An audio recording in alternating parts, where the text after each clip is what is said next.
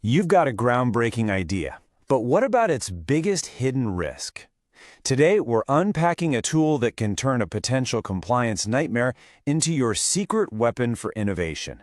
It's called the Data Protection Impact Assessment, or DPIA. Let's dive in. Okay, so if you're a founder or a product manager, you're out there literally building the future.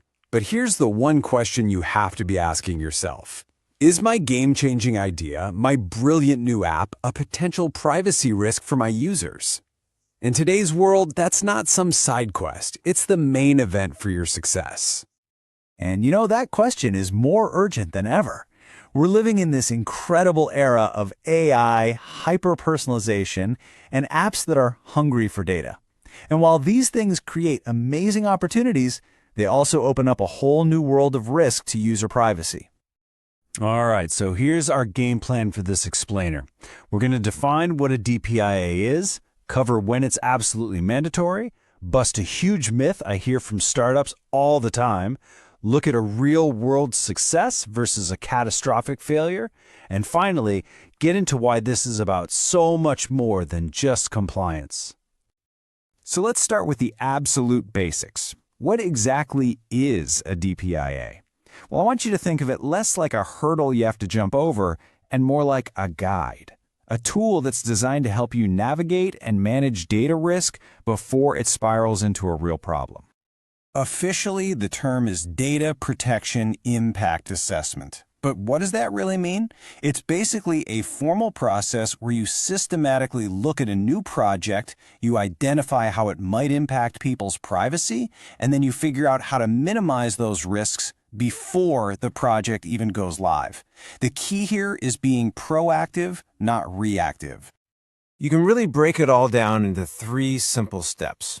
First, you evaluate. What's the real honest-to-goodness impact on a person's privacy?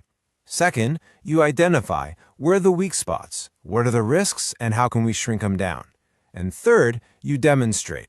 This whole process shows regulators, partners, and your users that you're taking this seriously and that you're in line with major privacy laws like Europe's GDPR or India's DPIA. Okay, so we've got a handle on what it is. Now for the big question. When does this process go from being a smart idea to being a legal requirement? Well, there are some very clear triggers that you just can't afford to ignore. The core principle, especially if you're operating under Europe's GDPR, comes from Article 35. Now, it sounds super legally, but the idea is actually pretty simple. It says the DPIA is mandatory if what you're doing is likely to result in a high risk to people. So, what on earth does high risk actually look like? Let's check out some specific examples. First up, large-scale profiling. This is a huge one. If you're using algorithms to score people or create detailed profiles about them, that's a major trigger. A perfect example is an e-commerce platform that analyzes user behavior to create its own internal credit scores. That can have a massive impact on users, so yeah, that's considered high risk. The next trigger is when you're processing what are called special categories of data. And this is the really sensitive stuff. We're talking health records, info about someone's race or ethnicity, their political opinions, sexual orientation. You get the idea. The second you start handling this kind of data, you're automatically in the high-risk category. This one is popping up everywhere now. Automated decision-making that has real consequences. For instance, if you're building an AI tool that can automatically approve or deny an insurance claim without a human being ever looking at it, you absolutely, 100% need a DPIA. Processing children's data is another massive red flag. Regulators see children as a vulnerable group, and for good reason. So if your app, your game, or your service is aimed at kids and it's collecting their personal info, the bar for protecting them is incredibly high. A DPIA isn't just a suggestion, it's a must. And finally, there's this really interesting forward-looking trigger, using new technologies in an innovative way. This is kind of a catch-all for things like AI, facial recognition, and biometrics. So if you're launching, say, a new health wearable that continuously collects biometric data, well, That's new territory with a lot of unknown risks, and that's exactly what a DPIA is designed to explore. I can practically hear what a lot of you in the startup world might be thinking. It's a really common objection, and it's time we tackled it head on. Let's bust the big startup myth when it comes to DPIAs. You hear it constantly, right? We're a small team, we're moving fast, we're not Google, this is for the big guys. Let me tell you, that kind of thinking isn't just wrong, it's actually pretty dangerous. A DPIA is most valuable when you're small, and you still have the chance to build things the right way from the very beginning. Here's why.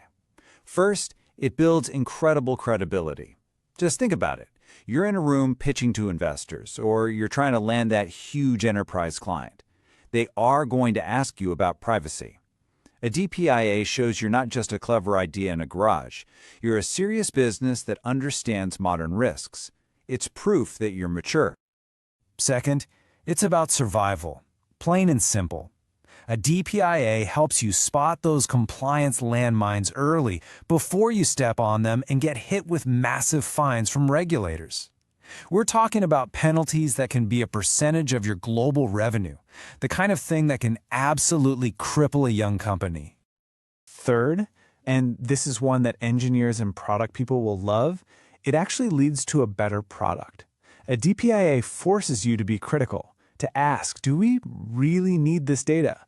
More often than not, that leads to cleaner, more efficient, and simpler architecture that's way easier to scale down the line.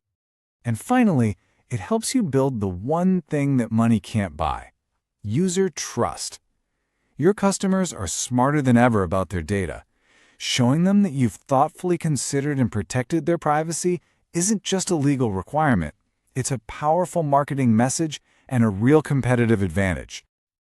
But hey, don't just take my word for it. Let's look at two massive real-world projects that perfectly show the difference between getting this right and getting it disastrously wrong. Wow, the contrast here is just night and day.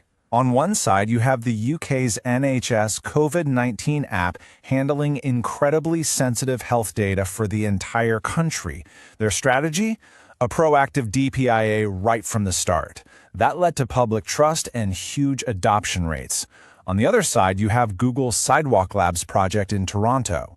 They wanted to build a smart city with mass data collection, but had no prior DPIA. The result? A massive public backlash and a canceled multi-billion-dollar project. The difference couldn't be clearer. So as we've seen, this is about so much more than just ticking a legal box. It's time we reframe how we think about the DPIA, to see it not as a chore, but as a core strategic tool for building better, safer, and way more successful products. At the end of the day, a DPIA is a strategic asset. It prevents those costly breaches by finding problems early. It boosts user trust because you're being transparent. It slashes your legal liability. It improves your design thinking. It is the thing that enables you to innovate responsibly, to create products that aren't just clever, but are also safe, scalable, and trusted. So, I want to leave you with this one key takeaway. Privacy isn't a roadblock to innovation. It's the absolute foundation of responsible growth. By making DPIAs a standard, non-negotiable part of your process, you're not slowing down. You are building a stronger foundation for everything that comes next. Thanks for tuning in.